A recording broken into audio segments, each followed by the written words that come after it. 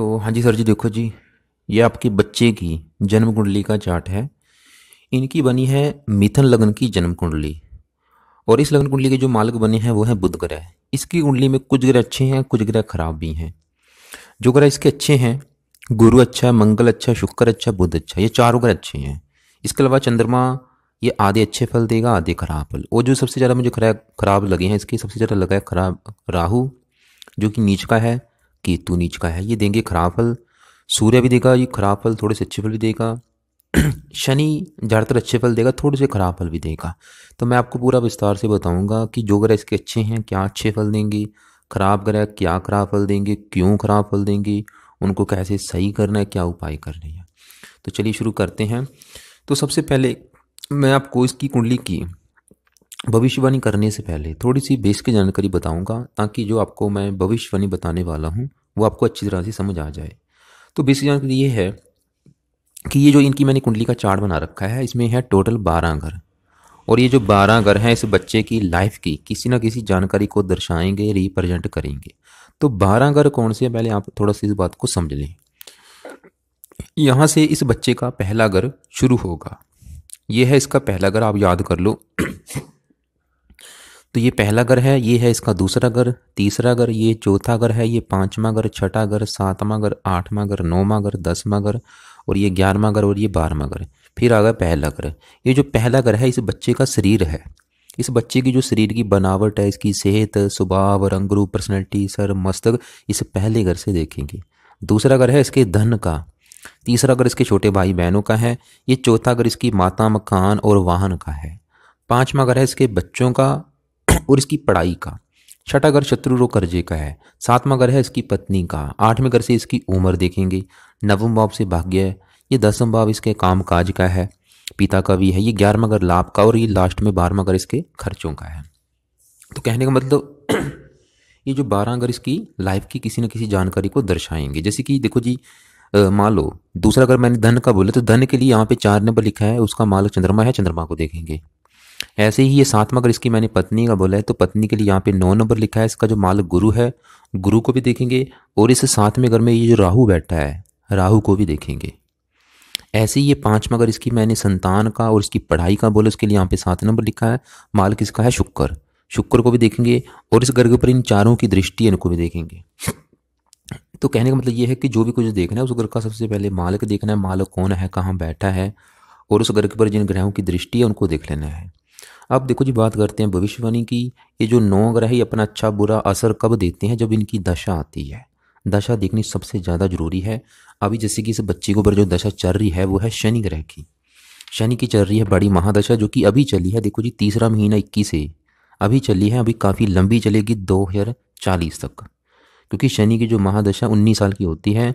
तो आप ये समझ लो कि इसके ऊपर अभी वर्तमान में जो बड़ा असर है बच्चे के ऊपर शनि का है। क्योंकि महादशा है, कितना असर है, 80%।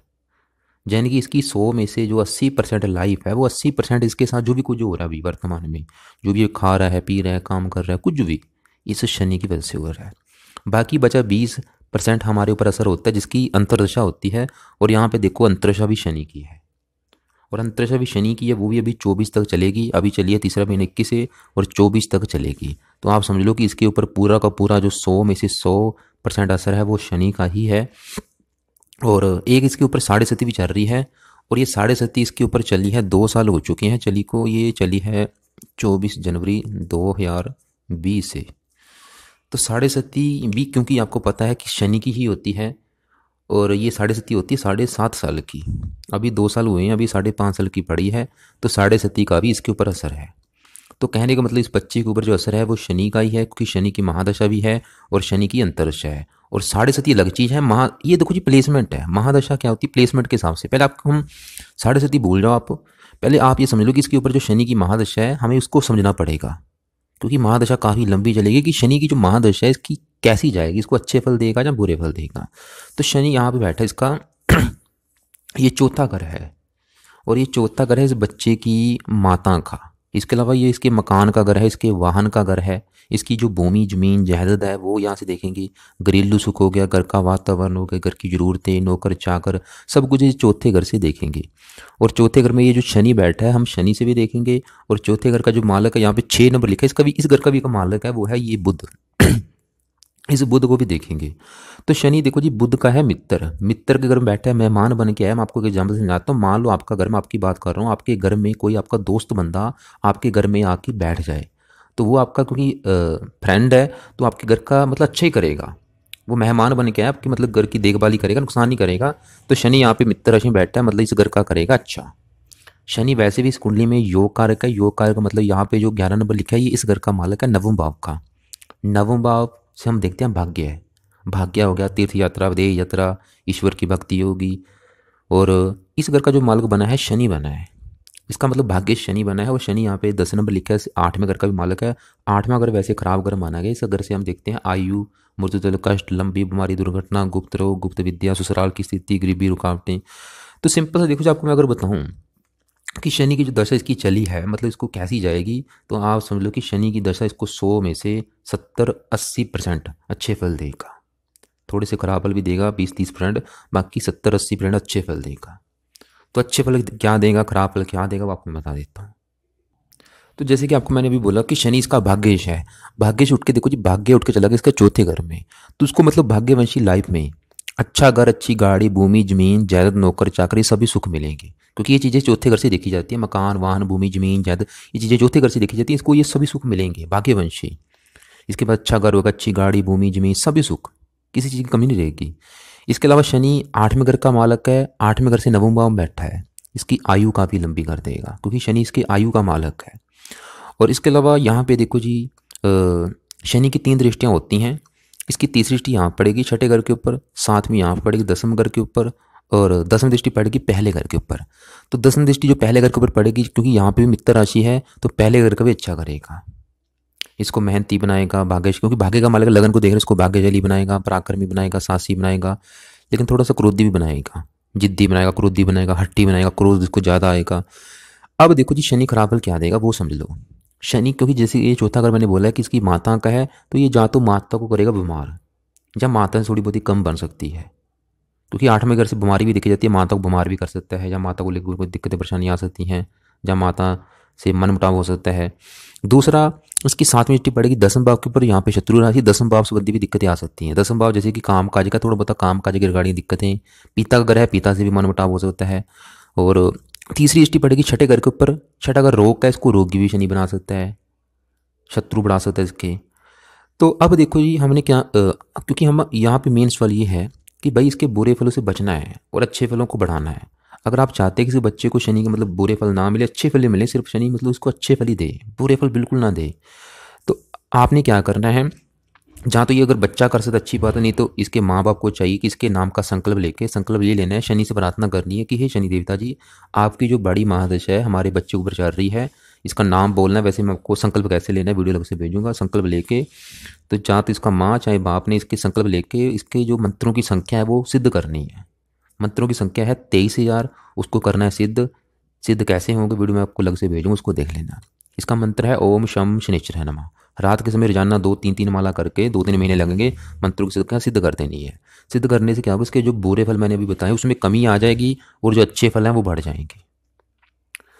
तो आपको देखो जी पता चल चुका कि शनि की वैसे ऐसी बात नहीं है, शनि देखो जी अच्छे फल देगा, लेकिन थोड़ा बहुत क्योंकि क्रूर ग्रह है और थोड़े से खराब फल भी दे सकता है। बाकी अगर इसके पाठ पूजा कर लिए गए तो बुरे फल नहीं मिलेंगे। बाकी से बच्चे के हाथों से छोटे मोटे पाए शनि के करवाने हैं, जैसे कि शनि के मंत्र ये जाता रहे, माथा टेकने जरूर जाया करे वहाँ पे कभी कभार शनि का तेल का दान कर दिया, और शनि की दूसरी वस्तुएं जैसे कि काले उड़द की दाल वो दान कर दी, पिप्पल को जल दे दिया, कौवों को रोटी डाल दी, वो तो ये बच्चा चलो कर ही सकता है। और एक और बात, इसको मतलब कहा जाए कि एक पाठ है शनि चालसा का पाठ है, वो तो ये चलो कर ही सकता है, शनि चालसा इससे पढ़वाया जाए उसकी वजह से, क्योंकि शनि के देखो जी शनि से जुड़ना इसके लिए काफ़ी ज़रूरी है, क्योंकि शनि का इसके ऊपर काफ़ी बड़ा असर है और दशा भी काफ़ी, आप देखो खुद देखो 19 साल कहने को होते हैं, बहुत लंबा समय है। अगर ये शनि की पूजा उपासना करेगा तो शनि इसको सब कुछ देगा, सब कुछ, और बुरे फल नहीं देगा। तो शनि से जुड़े मंदिर में उसके माथा टेकने जरूर जाए। अभी जैसे कि मैंने बोला कि शनि का बड़ा असर है, और एक इसके ऊपर चल रही है शनि की 7.5, ये क्या होती है आप इसको थोड़ा समझ लें। साढ़े सती देखो जी, एक जैसे आपने देखा होगा अदालतों में एक जज जो होता है, ऐसे शनि क्या है, एक जज हैं, ये न्याय के देवता हैं।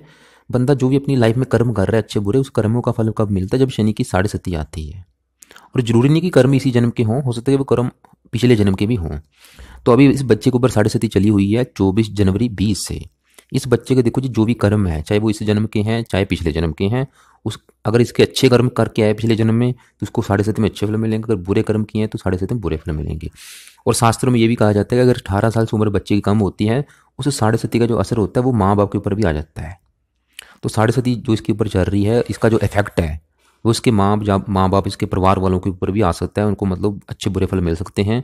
तो कहने का मतलब ये है कि साढ़े सती भी चल रही है जो कि कर्मों के बेस पे है, तो इसलिए शनि के पाठ पूजा करने इसके लिए बहुत जरूरी है। तो संकल्प में ये भी ले लेना है कि शनि देवता जी आपकी चल रही है बड़ी महादशा, आप ही की चल रही है अंतरदशा, और आप ही की चल रही है साढ़े सती। इस बच्चे को फिर इसका नाम बोल देना है। तो हम चाहते हैं कि आपके जो बुरे फल इसको ना मिले और अच्छे फल ही आप दें। तो अब देखो जी आगे बात करते हैं। तो आपको ये समझ आ चुका, अब दूसरे ग्रहों की बारी बारी से बात करते हैं। इसका जो मुझे दूसरा ग्रह खराब लगा है, ये केतु लगा है, जो कि इसको देखो जी 100 में से आप समझ लो कि 80-90% देगा खराब फल। क्या खराब फल देगा? अभी आपको मैंने जैसे बोला था कि 12 घर जो होते हैं किसी न किसी जानकारी को दर्शाते हैं, और ये जो पहला घर है ये सबसे मेन घर है, ये सबसे मोस्ट इंपॉर्टेंट घर है, क्योंकि ये इस बच्चे का शरीर है। यहाँ से मैंने बोला था कि पहला घर इसका शरीर है, इसकी जो शरीर की बनावट है, इसकी जो सेहत है, स्वभाव, रंग रूप, पर्सनैलिटी, सर मस्त, पूरा इस पहले घर से देखेंगे। और पहले इसके बारे में पता करने के पहले घर का जो मालक है वो है एक तो बुध, 3 नंबर लिखा है मालक बुध को भी देखेंगे हम इसके बारे में पता करने के लिए। और पहले घर में जो केतु बैठा है उसको भी देखेंगे। पहले घर पर पड़ रही है शनि की दृष्टि, राहु की दृष्टि, इन चारों ग्रहों को देख के डिसाइड होगा इसके बारे में। तो यहाँ पे जो केतु है ये जो बैठा है यहाँ पे नीच का बैठा है। नीच का मतलब ये इसकी बिल्कुल देखो जी खराब राशि है, इस घर का करेगा टोटली नुकसान। वही बात देखो जी फिर आगे, मान लो आपके घर में आपका कोई दुश्मन बंदा आके बैठ जाए, वो क्या करेगा, आपके घर का नुकसान करेगा, आपके घर में पड़ा टीवी तोड़ देगा, फ्रिज तोड़ देगा, बेड तोड़ देगा। वो काम यहाँ पे केतु करेगा, मतलब ये इस घर का नुकसान करेगा। नुकसान ये करेगा जैसे मैंने अभी बोला कि पहला घर से बच्चे का शरीर है, इसकी सेहत है, तो क्या करेगा केतु, इसकी सेहत को करेगा खराब। सेहत को लेकर दिक्कतें परेशानियाँ इसको जरूर आएंगी, स्वास्थ्य को लेकर दिक्कतें आएंगी, इसको रोगी बना देगा, चाहे वो शरीर का रोगी है चाहे मानसिक रोगी है। सर के ऊपर बैठा संघर्ष कराएगा, फजूल की मेहनत करवाएगा, जीवन में काफ़ी दिक्कतें, परेशानियाँ, संघर्ष, कष्ट ये आएंगी। और इसके अलावा क्रोधी बना देगा, जिद्दी बना देगा, हट्टी बना देगा। लेकिन यहाँ पे एक अच्छी बात है, जो कि बहुत अच्छी बात है इस बच्चे के लिए, वो क्या है आपको बताता हूँ। आप ना यहाँ पे नोट करो कि मैंने सभी ग्रहों के पीछे कोई ना कोई नंबर लिख रखा है। जैसे कि मैंने शनि के पीछे 16 नंबर लिखा है, केतु के पीछे 0, गुरु के पीछे 3। ये जो भी मैंने नंबर लिखे हैं ये है इन ग्रहों की पावर, इन्हें कहते हैं डिग्री। ये डिग्री दे के डिसाइड होता है कि ये ग्रह जो भी अच्छे फल देगा या बुरे फल देगा वो कितनी मात्रा में देगा। वो आपको मैं इस फार्मूले से समझाता हूँ। अगर कोई ग्रह 1, 2, 3 डिग्री का बैठा है, जैसे कि इसका देखो जी राहु 0 डिग्री, केतु 0 डिग्री, गुरु 3 डिग्री, ये तीनों ग्रह इसके एक समझ लो कि बच्चे के रूप में बैठे, एक बाल अवस्था में बैठे हैं। जैसे कि मान लो कि 2 महीने का बच्चा है, 2 महीने का बच्चा क्या कर सकता है, कुछ नहीं कर सकता है ही, जो बच्चा क्या करेगा। तो ये बच्चे के रूप में बैठे हैं, जिसकी वजह से इनके जो भी अच्छे फल हैं या बुरे फल हैं मिलेंगे कितनी मात्रा में, कम मात्रा में, सिर्फ 10 से लेके 20% मात्रा के हिसाब से। अगर कोई ग्रह 27, 28, 29 डिग्री का बैठा है तो वो समझ लो कि वहाँ पे एक बूढ़े इंसान के रूप में बैठा है, जिसकी वजह से उस ग्रह के भी जो भी अच्छे फल हैं या बुरे फल हैं मिलेंगे कम मात्रा में। लेकिन कोई ग्रह अगर 10 से लेके 20 डिग्री के अंदर बैठा है, वो पूरा जवान बैठा है और उसके जो भी अच्छे या बुरे फल हैं मिलेंगे पूरे 100%, मतलब ज़्यादा मात्रा में। जैसे कि इसका शनि बैठा है 16 डिग्री, मंगल 17 डिग्री, शुक्र 18, सूर्य 10, ये पूरे जवान बैठे हैं। अब देखो जी मैंने अभी जैसे बोला कि केतु इसको देगा खराब फल, लेकिन अच्छी बात क्या है, केतु के जो बुरे फल है कितनी मात्रा में मिलेंगे, बिल्कुल कम मात्रा में, क्योंकि बल ही नहीं है उसमें, क्या बुरे फल देगा। लेकिन हमने क्या करना है, इसके जो बुरे फलों को थोड़ा बहुत जो बुरे फल बचे उसको भी हमने माइनस करना है, 0 को भी बिल्कुल माइनस करना है। तो इसके लिए क्या करें, इस बच्चे को चाहिए कि इसके हाथों से या इससे खुद ये कुत्तों को रोटी डालता रहे, जो कि इसका दान है केतु का। जब भी रोटी डाले केतु का मंत्र करते करते रोटी डाल दे, ओम केम केतवे नमः मंत्र करते करते कुत्तों को रोटी डाल दे। और इसके अलावा देखो जी इसके लिए क्या करना है, इसके लिए केतु के भी मंत्रों को सिद्ध करना है। इस बच्चे के लिए एक बार केतु के भी मंत्रों को सिद्ध करना है। केतु के मंत्र सिद्ध करने पर क्या होगा, केतु इसकी सेहत को खराब नहीं करेगा, तो वो इसके परिवार वाले इसके लिए कर दें। तो अब देखो जी आगे बात करते हैं जैसे कि केतु इसका नीच का बैठा है, ऐसे ही राहु भी नीच का बैठा है, और ये बैठा है इसके इस 7वें घर में, और ये 7वां घर है इस बच्चे की पत्नी का। इसके विवाह का सुख, पत्नी का सुख इस 7वें घर से देखेंगे कि पत्नी कैसी होगी, विवाह का सुख मिलेगा या नहीं, इस 7वें घर से देखेंगे। और इसके विवाह के लिए हमें 2 ग्रह देखने पड़ेंगे। एक तो इस 7वें घर का जो मालक है, यहाँ पे 9 नंबर लिखा है, मालक है गुरु ग्रह, इस गुरु को भी देखेंगे, और 7वें घर में जो राहु बैठा है राहु को भी देखेंगे। और वही देखो जी बात आ गई कि राहु ने भी इस घर का करना है नुकसान, बहुत ज़्यादा नुकसान करना है, लेकिन राहु के भी बुरे फलों में कमी आ रही है। 2 कारण है, 2 कारण बने हैं कि इसके बुरे फलों में कमी आ रही है। पहले आपको मैं बता दूं कि बुरे फल क्या देगा, लेकिन देखो जी वो बुरे फल अभी भी जो मैं आपको बताऊंगा, जहाँ तो वो मिलेंगे नहीं, जहाँ मिलेंगे कम मात्रा में। जो बुरे फल मतलब 100 में से 100 मिलने थे, वो समझ लो कि 100 में से सिर्फ 10% मिलेंगे। तो बुरे फल क्या देगा राहु, यहाँ पे देखो जी मैंने हजारों कुंडलियाँ देखी, जब भी राहु 7वें घर में नीच का बैठा होता है, ऐसे बंदों को, ऐसे जातकों को विवाह का सुख नहीं मिलता, विवाह संबंधी बहुत ज़्यादा दिक्कतें आती हैं। और मुझे नहीं पता क्या दिक्कतें आती है। ये देखो जी शर्त होती है राहु की, 3-4 शर्तें से, मतलब इस अभी देखो जी जैसे मैंने बोला कि बच्चे को विवाह संबंधी दिक्कतें आएंगी, ये तो कन्फर्म है, लेकिन इसको क्या दिक्कतें देगा, क्योंकि इसकी शर्त होती है। जहाँ तो ये कई बार होता है कि विवाह होता ही नहीं, अगर विवाह होता है देरी से होता है, मान लो विवाह जल्दी हो भी जाए तो पत्नी से नहीं बनती, लड़ाई झगड़े कराता है, और जो ज़्यादा मैंने केस देखे तलाक भी करा देता है, 2 विवाह भी करा देता है। तो ये रोगी भी बनाता है, पत्नी को रोगी बना सकता है, पत्नी घर में बैठा है। लेकिन अभी जैसे मैंने बोला कि बुरे फलों में कमी आ रही, 2 कारण है। पहला कारण इसका राहु भी 0 डिग्री का बैठा है, जो कि अच्छी बात है। दूसरा कारण ये कि इस घर का जो मालक है गुरु, मैंने आपको क्या बोला था कि पत्नी के लिए गुरु को भी देखना पड़ेगा, और गुरु यहाँ से बैठा है और इसकी 9वीं दृष्टि पड़ रही है अपने ही घर के ऊपर।